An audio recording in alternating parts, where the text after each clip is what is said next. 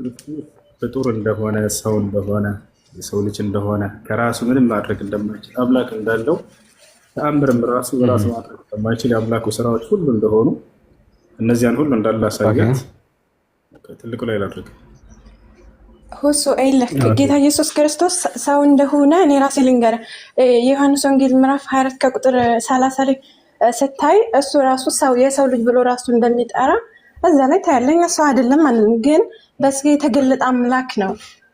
አምላክን ነው ሰው ብቻ አይደለም። ራሱ ሲናገር የእግዚአብሔር ልጅ ብሎ ራሱ ይናገራል። እግዚአብሔር ልጅ እንደሆነ ማለት ነው። አይደለም ምንድነው ተአምሩ? ያደርግ የነበራቸው ተአምራቶች ሙታን ማስነሳት፣ አይን ማብራት፣ እነዚህን ሁሉ ማን ነው ሲሰራለት የነበረው? አምላኩ ነው አይደለም? ከአባቱ ከአብ ጋር እና በራሱ ስልጣን በአባቱ ከአብ ጋር ነው የሚሰራው። ምክንያቱም እንዴት ይሄንን አልሽካልከኝ ማለት ነው። በሰንበት እንዴት እንትን ይላል ብለው ባሉ ጊዜ አይሁዶች ሰንበትን በጣም ያከብሩ ስለነበር ሰንበትን አባቴም ይሰራል እኔም እሰራለሁ አለ። አባቱ ምን ነበር በሰንበት የሚሰራው? አምላኩ ነው ሲያደርግለት የነበረው። ማስረጃ ልስጥሽ ያለሽ አምላኩ ቆይ አሁን ይሄን እያልኩህ መልስልኝ። በሰንበት አባቱ ምን ነበር የሚሰራው ነው ጥያቄ። እኔ ልመልስ ደግሞ በተሻለ አይደለ? ኢየሱስ ክርስቶስን አምላኩ ስልጣን ሰጥቶታል አይደለ? ማንኛውንም ነገር ቢያደርግ ስልጣን ሁሉ ሰማይ በመጣ ቆይ ሰጥቶታል አልሰጠውም አይደለም። አሁን መልስልኝ። አባቴ ይሰራል እኔም እሰራለሁ ሲል አንተ አዳም ተረጋጊ። ልመልስ እኮ አንቺ የምትጠብቂውን መልስ አይደለም እኔ መልስልሽ። የኔን መልስ ለኔ ተይው። ክርስቶስ ማንኛውንም ስራ ቢያደርግ ከአምላኩ በተሰጠው ስልጣን ብቻ ነው ሊያደርግ የሚችለው። ይህ ደግሞ ፍጡር እንደሆነ ያሳያል። ፍጡር ነው ስልጣን የሚሰጠው። ፈጣሪ በፍጹም ስልጣን አይሰጥም። ቦታቸው አለ አይደለ? ፍጡር ነው ስልጣን የሚሰጠው። የከበረ ነው እውነት ነው። አምላክ ያልሆነውን ስጋ አምላክ አድርጎታል። እውነት ነው። ግን አሁን እኔ ጥያቄ ማለት ነው አሁን አንተ የምትለው አባ ከአላህ ነው ብለህ ለማገናኘት ነው። ሲጀመር አላህና አብ የሚያገናኛቸው ነገር የለም በፍጹም ማለት ነው። በፍጹም አያገናኛቸው። ችግር የለውም። አለቀም። ተይዘሻል እኮ በብዙ መንገድ እያመለጥሽ ነው አንቺ። ከዛ ወደዚህ ከተአምሮ አመለጥሽ። አሁን ወደ አላህ ችግር የለውም። እሺ የአረብ ክርስቲያን አለ የለም?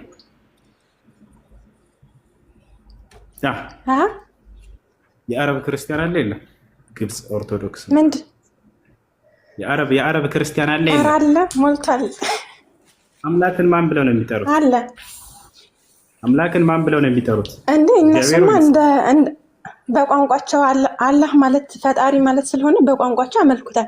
አላህ ሲሉ ግን ለምን ታዲያ ሙስሊም አልተባሉም? ቆይ አንዴ ሁሴን እዚህ ጋር ያዝና እና ለምን ሙስሊም አልሆኑም ነው? አላህ እናንተን አላህ ከሆነ ለምን ሙስሊም አልሆኑም? ለምን ሙስሊም አልሆኑም? እሺ አምላክን ማን ብለው ነው የሚጠሩት? የአረብ ክርስቲያን አምላክን ማን ብለው ነው የሚጠሩት? እንደ ቋንቋቸው በአረበኛ አላህ ማለት ፈጣሪ ማለት ስለሆነ እነሱ ደግሞ የራሳቸውን ፈጣሪ አላህ ይሉታል። ክርስቲያን ሆነው ማለት ነው። አላህ ቢሉትም በራሳቸው ቋንቋ ነው እንጂ የሙስሊሞችን አላህ እንዳልሆነ 100% አረጋግጥልሃለሁ። ስለዚህ አላህ ብለው ነው የሚጠሩት አይደለም? ታዲያ ሙስሊም አልተባሉም እነሱ? አላህ ብለው ነው የሚጠሩት አይደለም? አላህ ብለው ይጠሩታል። አላህ ማለት እኮ በአረበኛ ፈጣሪ ማለት ነው አልኩ። ፈጣሪ ማለት ነው። ይህ ከሃይማኖት ጋር አላህ ማለት ፈጣሪ ማለት ነው የሚለውን አሳይና እንዴ ፈጣሪ ማለት ነው ምንድን ሌላ ምን ትልቁ ላይ ነሽ ማስረጃ አውጪና አስረጃ ፈጣሪ ማለት ካልሆነ አንተ አሳየን ታስረዳኝ። ፈጣሪ ማለት ነው ያለው ደግሞ ትልቁ አታርገኝ ነኝ እና ሙስሊም ከሆኑ ለምን ቆይ አሁን ሁሱ አላህ ማለት ፈጣሪ ማለት ላሳየኝ ይችላል ሲጀመር። ቆይ አንዴ አሳየኝ። እሺ ቆይ ታረጋጋ መጀመሪያ ማለት ነው። እና እነሱ አላህ የሚሉት የቁርአኑን አላህ ነው። ይሄን መልስልኝ። አሁን አሳየን የተባልሽ ለተናገርሽው ነገር የቁርአኑን አላህ ነው ወይ? የቁርአኑን አላህ ከሆነ ለምን ሙስሊም አልሆኑም? ቶሎ በል መልስ። ማስረጃ አሳይ አውጪ። አላህ ማለት ፈጣሪ ማለት ነው መልስልኝ። የቁርአኑን አላህ ከሆነ ለምን ሙስሊም አልሆኑም? ማስረጃ ማሳየት ትችያለሽ አትችይም? እዚህ የማያውቁት ሙስሊም ክርስቲያኖች እያስገባህ እንትን ማለት አይደል? ይሄ ነው የመጨረሻ ንግግራቸው። ያቸው አይደለ? የማያውቁትን ክርስቲያኖች አንቺ አሁን በአንቺ ቤት አውቀሽ ምታሻል። አንቺ አዋቂ ሆና እየተናገረች ነው። አላህ ማለት ፈጣሪ ማለት ነው አለች። አላህ ማለት ፈጣሪ ማለት አይደለም። አያቸው አይደለ? እሷ የምታውቀው ሙስሊም፣ እሷ የምታውቀው ክርስቲያኑና የማያውቀው ክርስቲያኖችን እያስገባቸዋል።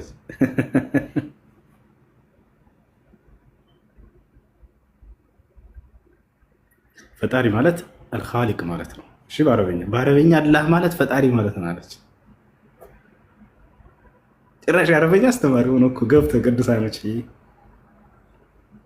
ገብተው እዚህ አስተማሪ ሆኖ የአረበኛው ማለት ነው። ማስረጃም ወፍ አላህ የሚለውን ስም ጣልታቸው ልትሞቱ ነው አይደለ? ነገር ግን በአደባባይ ተናገረች። ክርስቲያን የአረብ ክርስቲያን አሉ ወይ? አዎ አሉ። አምላክን ማን ብለው ነው የሚጠሩት? አላህ።